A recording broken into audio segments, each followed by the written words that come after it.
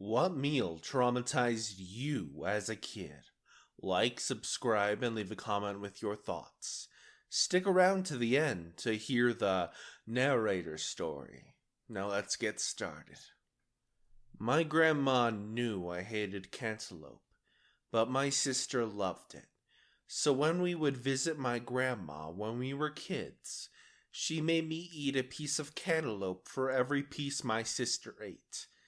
To this day, I do not know why. I freaking hate cantaloupe. I was forced to eat a mayonnaise sandwich at a sleepover once. It was so disgusting, and I wasn't allowed to leave the table until I was done. Ugh. Ew. My father would put raw liver in a juicer and make liver pancakes. No bacon and no onion. Ugh. Is your father a psychopath?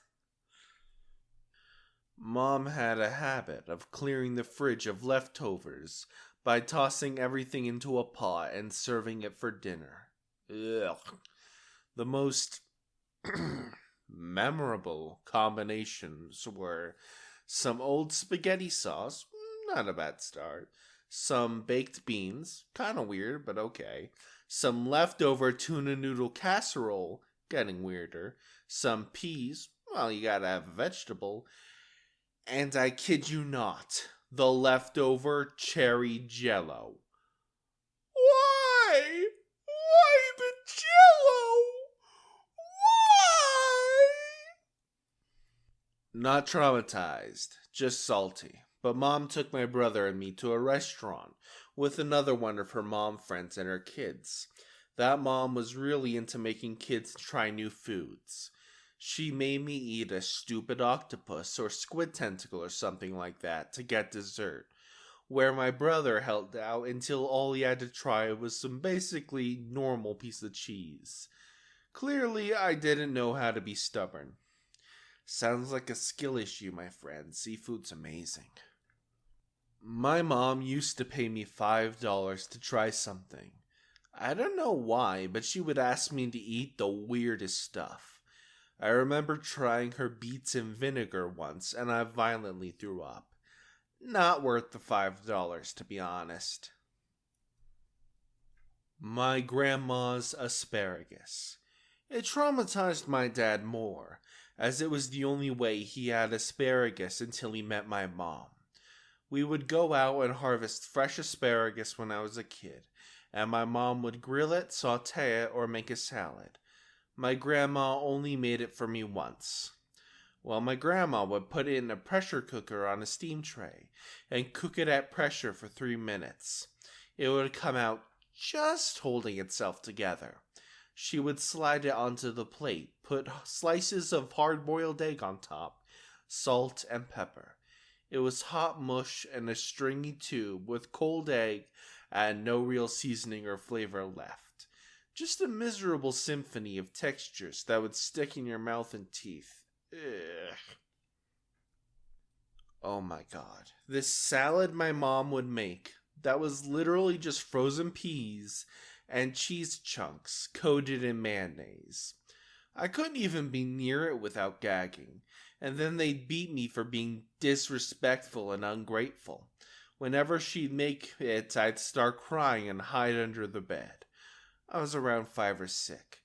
6. Not sick. I mean, I guess being 6 now in age. Ugh. Anyway, back to the story. Thank Christ she eventually stopped making it. I still hate mayo. To this day, even the smell of it makes me physically sick. I went to a wedding where they served oysters, but not fresh ones. They were from a jar, and then they put them back into the shells anyway. I put it in my mouth and wanted to spit and vomit out what my dad gave me one of those looks. A death stare. So I had to swallow the snot-like thing. I love seafood, but I've never been able to eat a fresh oyster since. Okay, as somebody who's had oysters and plenty of other wonderful seafoods before, that sounds like a war crime against culinary arts. Oh, ah.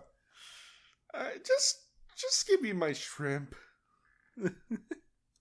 Old people jello with nasty chunk stuff of all things in it. I think it's called aspic. Boiled fish heads. I grew up in a poor neighborhood. We lived next to several rental houses. So my childhood friends would move in, become friends, and move away a few years later. Rinse and repeat. One family was Puerto Rican. The mother had 3 sons and a daughter. I made friends with the middle son as he was about my age. I noticed that her oldest son was always in the backyard with a pellet gun, shooting at pigeons on the roof of our power lines. I'd leave when he started, as I thought it was cruel. One day, while they were looking for my friend, I went to the back door, which was off their kitchen. The mother opens the door, says in broken English, "He'll be out in 1 minute." She then asks me if I want some dinner. She opens the oven door, and it's several small chickens in the oven.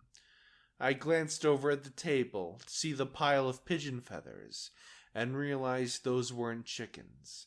I politely said no thank you, and left. Damn, it was unreal growing up poor. To this day, it messes with my head when eating chicken. Meatloaf. My mom would force me to sit at the table and eat a bland meatloaf with no seasoning whatsoever. It's not really fun to name and raise a chicken as a child, only for your parents to serve it for lunch one day. For some reason, raw spinach. I remember eating it one day as a kid, absolutely hating it, and then I somehow managed to avoid eating it for over a decade. Now I don't mind it at all as an adult. I have no clue what it was that made me hate it so badly.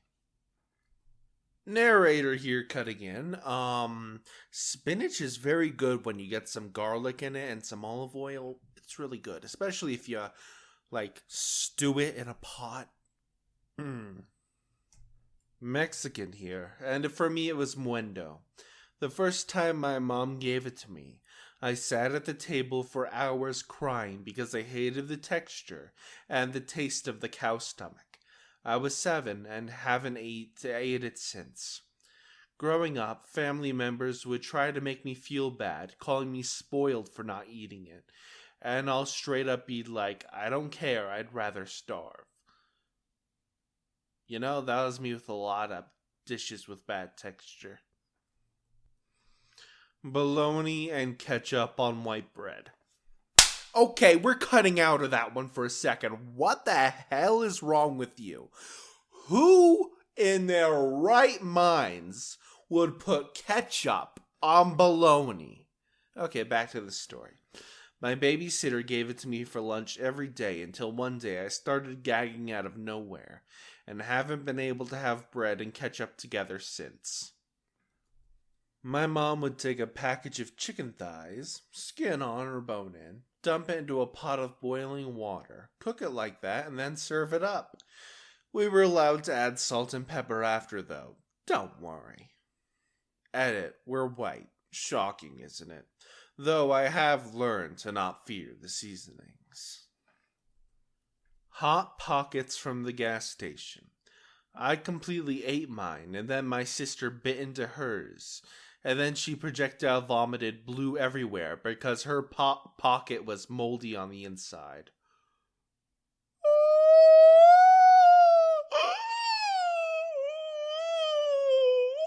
Why? That's so nasty. I would die inside. And then OP says, I am plagued by the idea that I might have scarfed down a moldy hot pocket that day. I didn't look inside mine. I don't know. I do know my sister's was moldy, and her other sisters turned out to be moldy too. And I don't mean like a little mold spots. The pepperoni hot pockets were straight up blue, and they were frozen like that. And I ate one.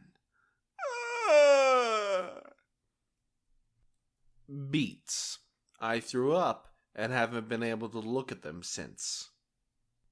Tuna casserole. It was my first hot lunch at school. I puked all over the table.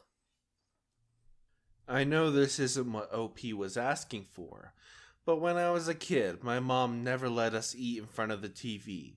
For some reason one evening, she let me eat dinner while watching a movie. The movie? The Elephant Man. I freaked out because I was a kid. The dinner? Goulash. I still get weirded out by goulash.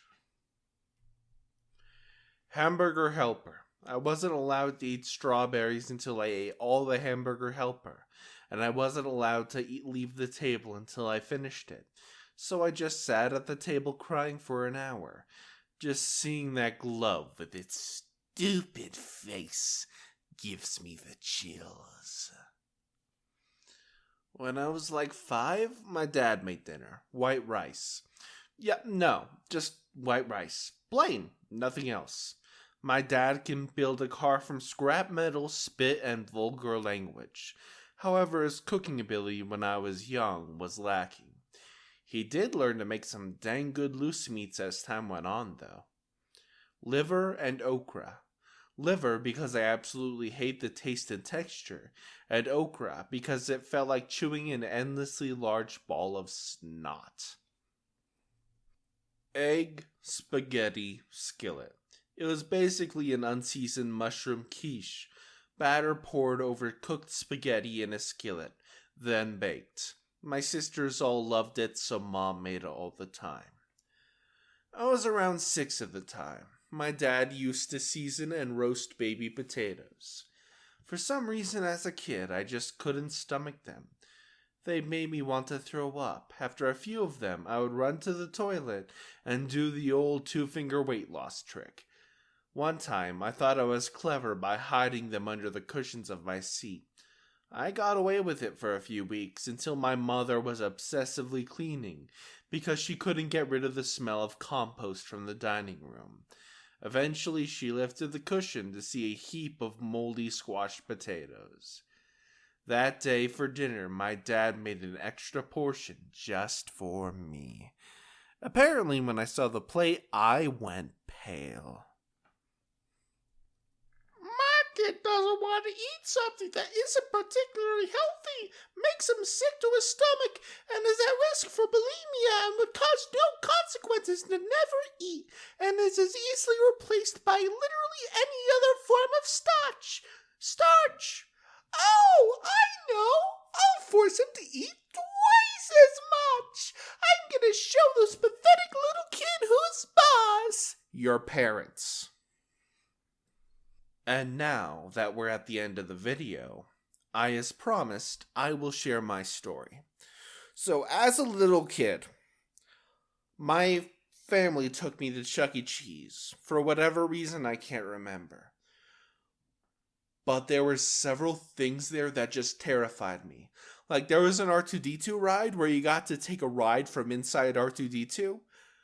I was like 1.5 at the time, and that shit traumatized me so thoroughly, I still get flashes of that occasionally. Like, I was...